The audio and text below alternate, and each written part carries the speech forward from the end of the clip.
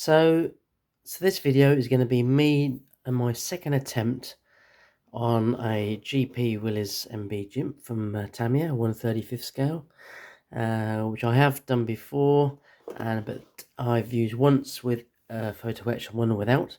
But I am going back to do it again with the Photo-etch for a second time. Now ignore the grey there. I've been spraying and I use it as a kind of a barrier. That's a bit naughty of me. But yeah, so Eduard do a specific Photo-etch for the Willys Jeep Tamiya kit, and their code is 35347. So if you do want to go this route, then that's what you need to get, and in that you get one Photo-etch sprue there and another Photo-etch sprue there. So there's quite a bit in there. It is fiddly. I've done it before, but this is what I'm going to give it a second attempt, as hopefully my skills have improved slightly. So in the box for the Tamiya Willys Jeep, you get obviously the base of the Jeep. There's some glass or transparent plastic for the windows and lights. And obviously you get the bonnet and all the other items within the kit to make the full Tamiya Jeep. Now obviously some of these items will not be used because I'll be using the Photo-etch version instead, but then it gives you a couple of accessories to use on other models or dioramas you're working on. Yeah, and you also get a figure to go with it to look like he's resting as he's driving or talking to somebody at rest. As you'd expect, the plastic is of kind of an olive drab type colour. Obviously we're going to paint it ourselves, but it gives you a good start of the colour you require for most of it. Obviously within that you also get some decals to go with it. Now this is an old model kit, so the decals might be a bit thick compared to the new modern ones, but it'll do for this model. And you obviously get the instruction manuals. Now I do know that in the Photo-etch kit you also get the instruction manuals, so you have to kind of read both at the same time, but I must admit Ed would have been good to actually tell you which section to look at on the plastic model instruction kit, so you know that you're putting on the corresponding parts at the particular right time, which is good news. Opened up the Eduard Photo-etch kit, and there you see one sprue. You got a machine gun belt there, bullets, radiators, radio, that's the dashboard, and you also get a little template saying Willys Jeep on it, and then you get the dials that you put behind the dashboard. We'll go into that later. And obviously, as I said, you do get the instructions, and the instructions again very good, very colourful. Oops. You also get templates for the tires, by the way, and for the windscreen wipers, but we'll go through that during the video. But as I said, here's the instructions. There's 2 pages of the instructions, one for the gun and the mounting for the gun and the tires, and also you get this one for the main part of the Jeep.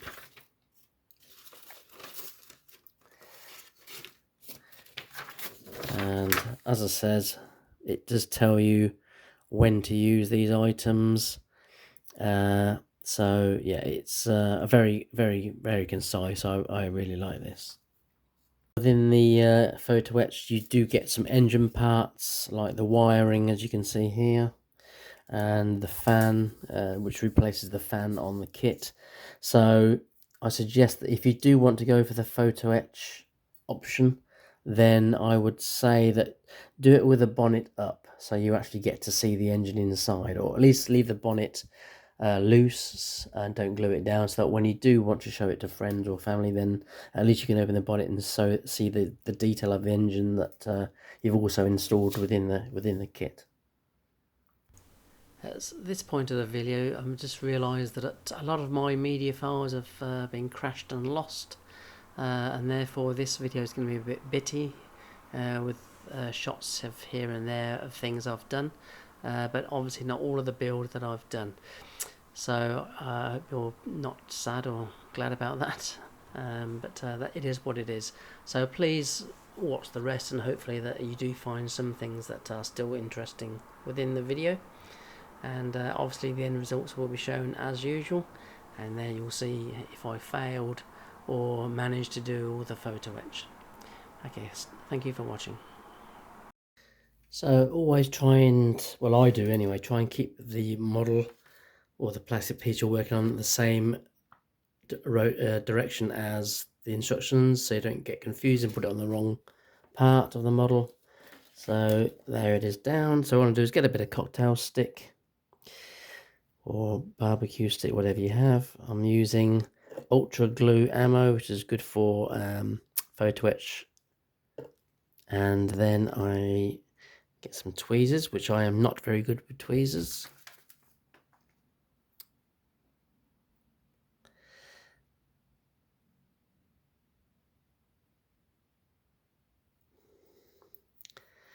And then put the fan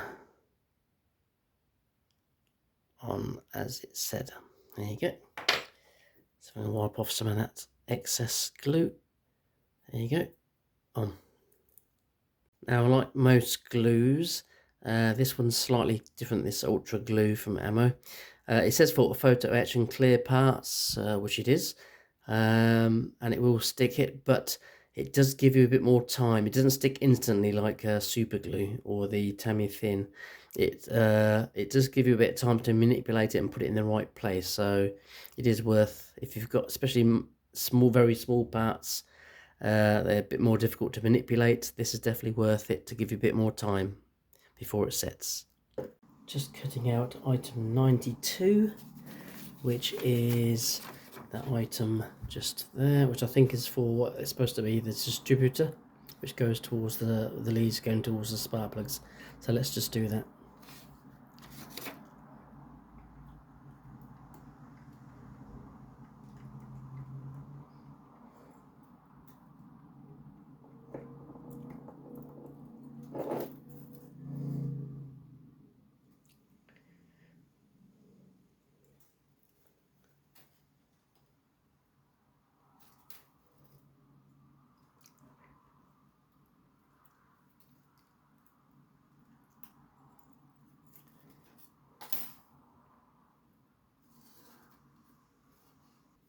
And there we have it now, just ready for bending. Now for bending the smaller items, I just use these flat nose pliers, easy to get, but for the larger parts I have got a proper photo etch tool bender, which I will show you later. Now I don't know if you can see because of the focus that, but you can actually see the rivets on the holder of the distributor. That's how good the photo etch is. So here's the engine block with the fan fitted, and the distributor, which was supposed to be a piece of plastic. I've actually used a cotton bud because that seemed to be the right thickness. And then you've got the wires from the distributor to the spark plugs. Now the only thing that didn't look very nice is this part here, and it does look like a sprue. It isn't. What that actually is the generator. So I'll show you a picture on an inset to show you what it actually looks like, but I might try and do something with that to stop it making just look like a piece of round plastic. Let's have a go. Well, I tried to make it more interesting by putting some indentation by heating a airbrush needle, and obviously an old one that I don't use anymore, and then try pressing it against the generator. I just made a few plastic melts on it, it didn't look very good, so it's just going to look scratched. But okay, we'll just leave it as it is. So now I'm doing the exhaust side of things for the Photo-etch, and it shows you that you need to bend it, but I'm a bit disorientated. So what I've done is, obviously you need to cut out the plastic version on the Tamiya version, and then you need to replace that with the Photo-etch. So I'm using the plastic as a guideline of what needs bending which way, and now that tells me I need to bend that inwards. So that's what I'm going to do. With my trusty tweezers, just going to bend it slightly, like so.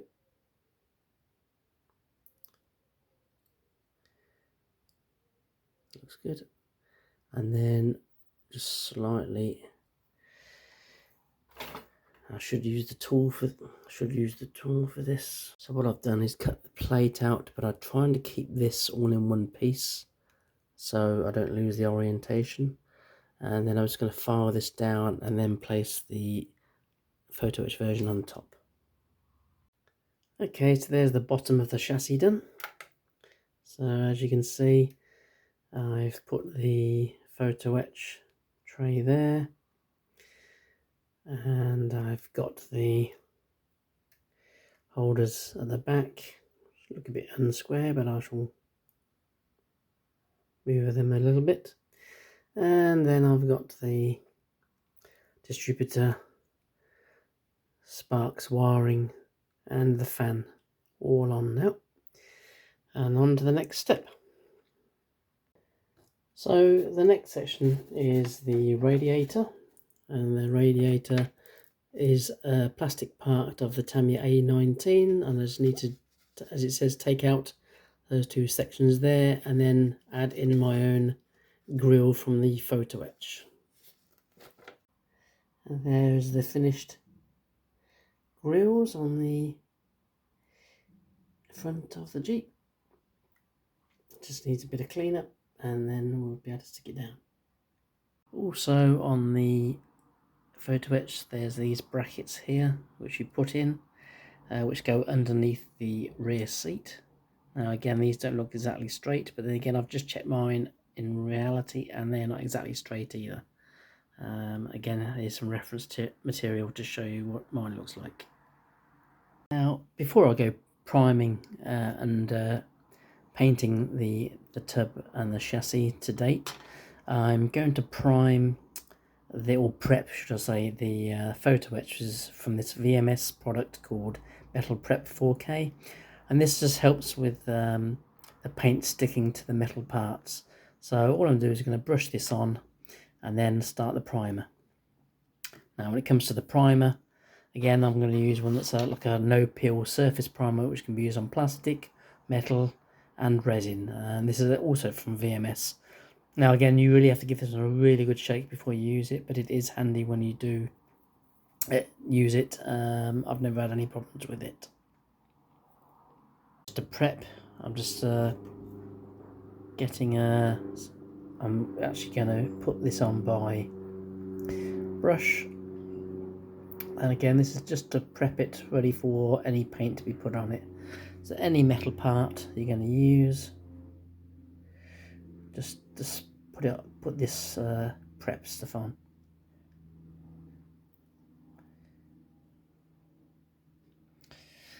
I won't show you me doing the whole model, take way too long.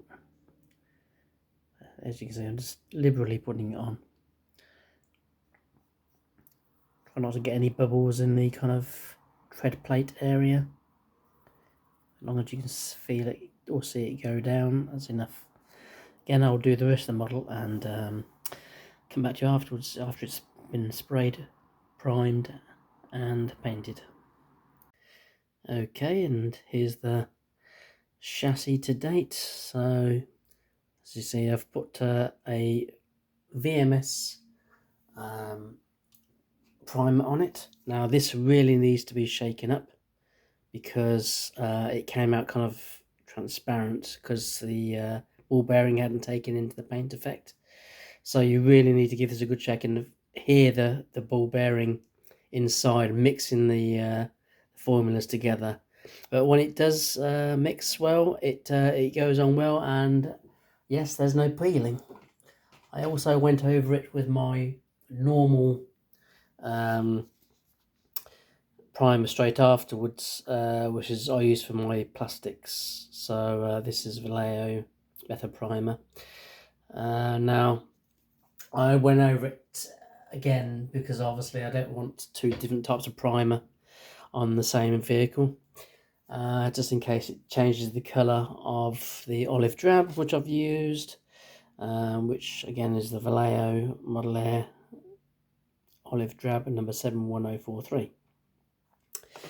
So also, as you can see, what I've done, I've painted where the wiring and the distributor black, and the item I mentioned the other day, the generator, is like a black and a silver, which I shall darken down a little bit with a wash. The fan belt I did in a kind of chocolate brown. Sorry, it wasn't a chocolate brown, it was a German black brown. And then the propellers of the fan in black. And then here's the tub, which I've done to date. Now, I had problems with the fire extinguisher because what I did was glued it before washing it, painting it, which was really annoying. So I've had to redo that. But now it's painted, decals are on, and it's in that place where it should be. And so all the primer's gone on, same as before with the chassis, and it's looking okay so far. And the lights, this is what I had the problem with. I painted silver within the headlight fitting and then put the glass or the clear plastic after the silver had put in place, and they do look kind of realistic. Okay, next step, let's carry on. So progress so far on everything using the Photo-etch. This is my promise, I'm going to try and use absolutely everything with the Photo-etch. My first issue that I have, well, first loss, should I say, was the eyelet on the dashboard which holds the seat belt. That's gone into the ether of whatever is called my carpet. And also when I was holding, trying to fit the handle for the handbrake, that also went to the ether of the carpet. So unfortunately I can't use those. Now just be careful before you assemble. If you are going this PE route, just be careful of the instructions and make sure you read them carefully and in advance. I'd read them all in advance. And the reason I am saying that is because I've just made a major error where I've kind of painted it ready, but I need to file off that there which holds the axe, which is on the molding of the actual model, but it tells you you need to scrape that away. So I'm going to have to file all of that down so I can replace it with the Photo-etch. So that's going to make it really messy for me, unfortunately, but hey ho, you learn by these mistakes. Okay, so I've sanded it down and then I've repainted. Now I had to use a brush. I didn't want to use a airbrush because of all the seating and everything else I've done before. And I put a bit more of the brush on there, which was missing a few bits and bobs. So it doesn't turn out too bad. It does look a bit rough, but again, it's war, so it ain't gonna matter that much. But yeah, it looks better than I thought it would do. Well, after a very failed attempt of my Photo-etch, I've decided not to do the gun on the mount there. And I've left the radio off as well. I've done the best I can to fudge it, but I scratched all the windscreen, rubbing down. So I've had to put the bonnet up, which I suppose is good anyway because I can see the engine inside. And I weathered it, chipped it, usual ways of doing it, but you can see the details. So I lost the ring on the seat belt on the dashboard, so I've had to use the seat belt as if it's been detached and just resting against the arm. Luckily this one, the ring on that was okay, so I did attach that actual seat belt on there. Not our best model I've done, so what I might do is do it as a kind of a burnt or abandoned vehicle, because that's what I feel like I'm doing, abandoning it.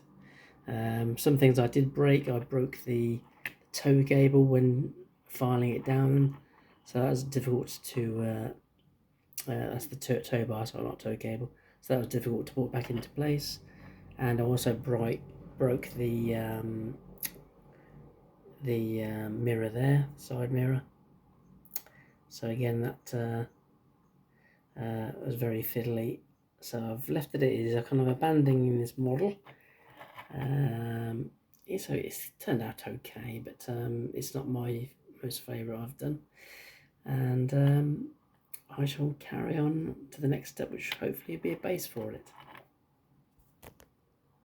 So I actually failed what I intended to do with this Willys Jeep from Tamiya. I used the Photo-etch, and my idea was that I would use absolutely every part of Photo-etch on the sprues that you get, which is an additional purchase from the Tamiya 135th Jeep. But I failed miserably, and one of it's lack of patience, one of it's lack of skills. I kept on either breaking the very minute pieces or losing them in the carpet. So I suggest you do put some kind of white sheeting down beforehand if you're doing this, so it springs off. So what I've done, I found this old like a pillbox bunker type that I had sitting in my cupboard somewhere, and then I've just taken a US Marine or US soldier from an old diorama, and I've got him rushing in to the bunker from cover, and I call this abandoned Jeep, as the Jeep's obviously out of action. That's why he's got his bonnet up, and he's rushing in to cover from whatever fire he's under now. You can see a few bullet holes on the bunker itself, and it's obviously taking the spectacle away back on the actual Willys Jeep itself, but as I said, it didn't turn out as I wanted it to. Don't get me wrong, the Jeep is still lovely. I still would buy the extra Photo-etch sprues, which aren't actually from Tamiya, but they do make a massive difference. For instance, they're just that ammo belt hanging over the seat there, passenger seat, for instance. All the webbing you get, which I've put there, the tow bar over the tow bar, the webbing you get for the ties for the spade and the axe, and yeah, it is really worth it if you've got the time, the patience, the skills. I'm getting on a bit now, and I just don't seem to be able to do this as well as I used to in the past. Well, I did find that I had some new kind of tweezers as I broke the last ones, or somebody trod on them. And I bought some, but they're too strong, so they're too much of a spring on them. So you're desperately pushing the spring or the tweezers together, and because it's too powerful, it does flick the items away and onto the carpet, which mine's deep past. Unfortunately, I can't find the damn things. So if you do buy tweezers for the Photo-etch and for anything you put on the Jeep, or any model for that instance, I would suggest you get ones that are easy and not too much resistance, so you don't have to put so much pressure on them picking the items up. Again, on the Photo-etch editions, you get the you do get the sleeve for the oil lubrication sheet. Some of the engine parts, you know, I do like the hinges for the lights to turn the lights inside out if you're working on the Jeep. Yeah, it's still a very good build. I still like the Tamiya Jeep, but it was just my skills for this time. You know, I stop my own rules of, if I am not enjoying it, move away from it and come back to it a different day when you are in the mood. I just carried on regardless, and that, I think, just added to the frustration. But you know, it doesn't matter. It's an experience for me. I did enjoy it overall, but it didn't turn out as much as I wanted it to. I've completely stopped the gun mount. I wanted to show the Jeep without the gun mount eventually, because first of all, it was difficult for me to do, and secondly, you know, I think this guy may not have run away if he's got a big heavy 50 cal with him, but I wanted him to run away.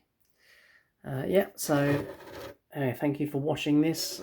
I'm afraid it didn't turn out as well as I wanted to, but I hope you enjoyed and you learn a few lessons for yourselves on this.